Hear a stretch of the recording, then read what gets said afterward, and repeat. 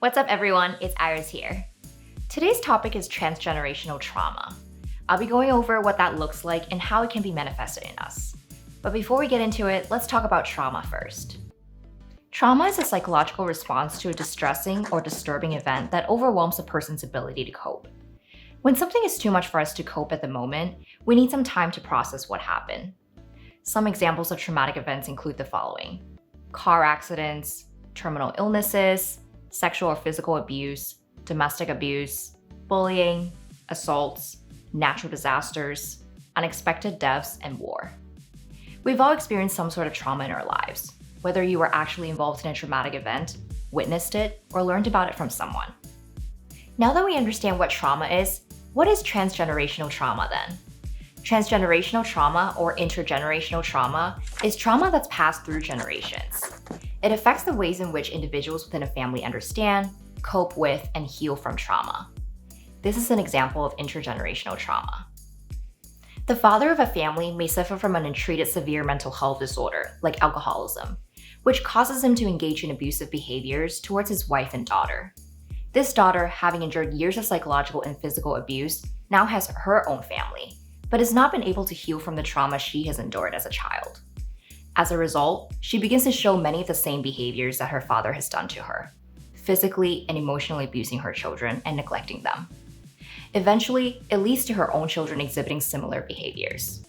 These dysfunctional ways of coping continue for generations, and the unhealthy parenting becomes a normal way of raising children within the family. You might be wondering why it's important to understand the concept of transgenerational trauma. Here are the reasons why it can have a negative impact on how families function. 1. It shapes your parenting style. Because of how you were raised as a child, you might have your beliefs about parenting and repeat negative patterns of behavior. 2. Unresolved emotions and thoughts about a traumatic event. Maybe you don't feel safe to talk about your trauma to anyone. Or maybe you're avoiding it because you're not ready to address it and process your feelings yet. Either way, that's okay. Talking about your traumatic experience is really difficult. Give yourself time and be super proud of yourself when you're ready to talk about it. 3. Untreated severe mental illness or substance abuse. You know how we joke about eating or drinking your feelings away? Even I'm guilty of doing this. When I'm stressed or have a long day, I'll have a glass of wine and I'll tell myself, it's only one glass. Especially those who suffer from trauma, they might turn to alcohol or drugs to cope, and over time, it might become an addiction. 4. Poor parent-child relationships and emotional attachment. If you grew up witnessing domestic abuse, then you might be scared of being at home and withdraw from interacting with your parents. It will also have a huge impact on your attachment style and how you relate to others in your relationships. 5. Content attitude with the way things are within the family. If you're living in a household that uses a certain type of discipline, you might get used to this kind of parenting style and become sensitized to it. You might also think that this is how parenting is in a lot of households and that it is normal to be treated this way. The bottom line is that trauma may be presented differently in everyone. For example, 3 friends who are involved in a serious car accident might perceive the event differently.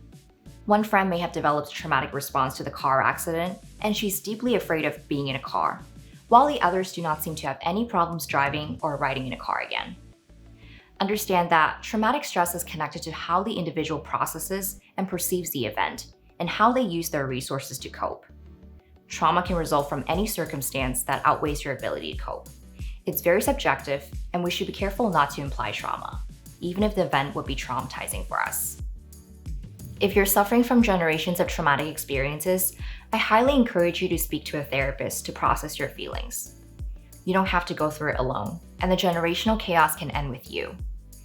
I know that a lot of times clients are ashamed in talking about their trauma, but I want you to know that a competent therapist would not push you to share something you're not ready to talk about yet.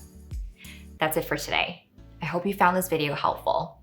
If you liked it, please give me a big thumbs up and share with your friends. Don't forget to subscribe to my channel as well. Thank you, and I'll see you next week. Bye.